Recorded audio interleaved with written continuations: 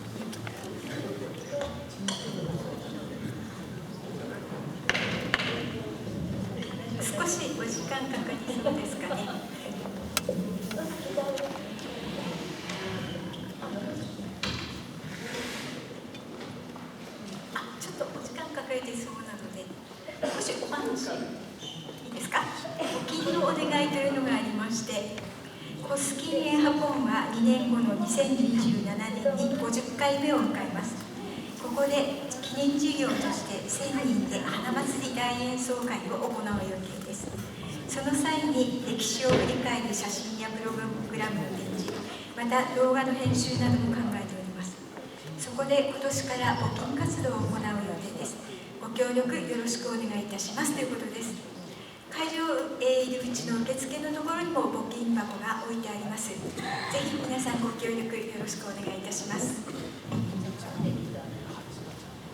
ご準備整いましたらよろしくお願いいたします。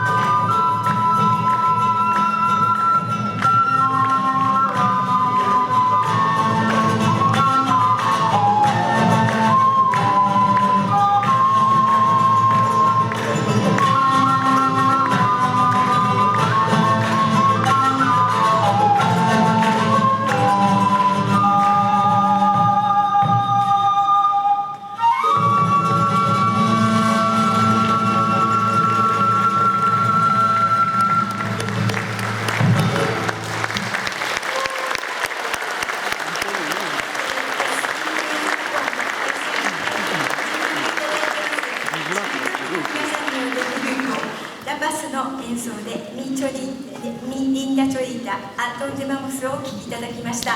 感謝の気持ちを込めまして皆さん